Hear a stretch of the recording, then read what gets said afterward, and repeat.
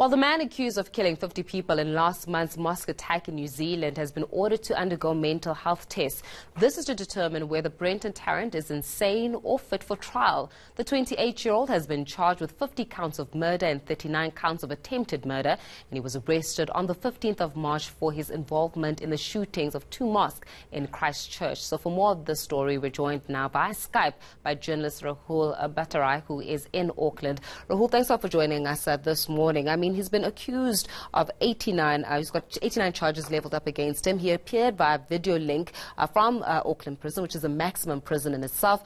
But take us through the process of the psychological evaluation to determine whether or not he's fit to stand trial.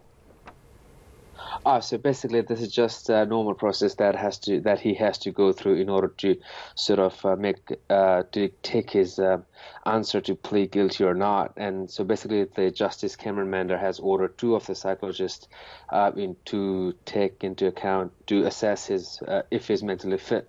So basically, what happens is this process is going to take about 3 months, up to 3 months. That is why the next court appearance that he's going to be will be on 14th of June. Now, let's say, hypothetically speaking, that the tests determine and assessments determine that actually he is not fit to stand trial. What's then? What happens then? Look, that is a very interesting question. I'm not too sure what exactly will happen then. But again, going back to Justice Cameron Mander, he has said that do not think too much about it because that's just a process and there's nothing more. I think the result will not come bad. Yeah, I think he's fit. All right, so looking at the fitness to stand trial in itself, and one would say that when we're taking into account the fact that he appeared via video link, was just that a natural procedure? I mean, he's currently being held at a maximum security facility in itself, but...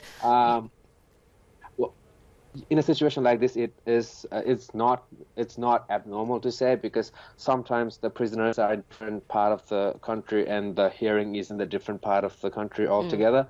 With this shooter, alleged shooter actually, he is in the New Zealand's only highest maximum security prison that is in Auckland, and the hearing was taking place in Christchurch. So obviously, due to security reasons as well, he appeared via video and audio link to the court.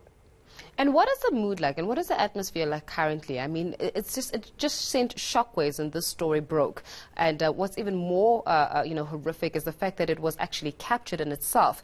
Are people still reeling, and is there still fear amongst community members, especially looking at what happened with the shooting in the mosques?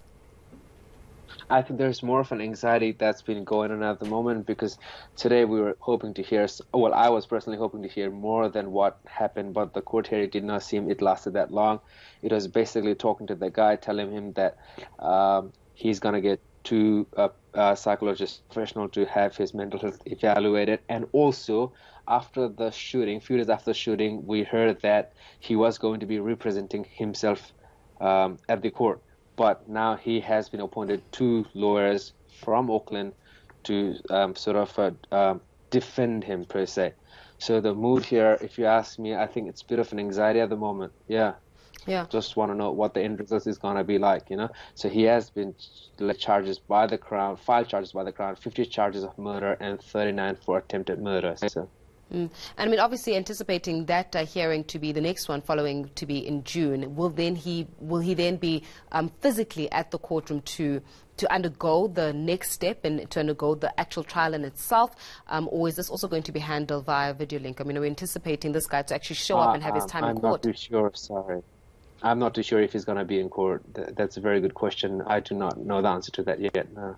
Yeah, I mean, it's quite a difficult one, I think, for community members as well. And, one would say that an incident such as this has got an opportunity to cause divisions amongst community members, amongst, Muslims, as well as the broader community in itself. But have you found that it maybe even have brought people closer together in terms of being able to, extend an olive leaf, an olive branch, so to say, to get to know people's cultures?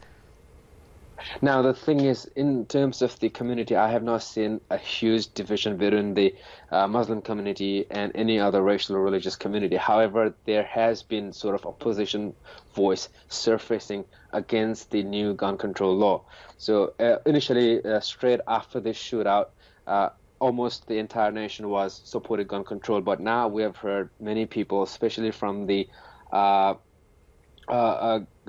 owners, gun shop owners, retailers pretty much, and few of the gun sports enthusiasts and the people from the rural community who tend to use gun for pest control. They have sort of raised the concerns about how fast the law changes are taking place and how we need to think through before we rush into changes of this kind. However, I think apart from one party, which is ACT Party, every other party in the parliament supported the new proposed changes, and I think this will be taken into effect by probably next Friday.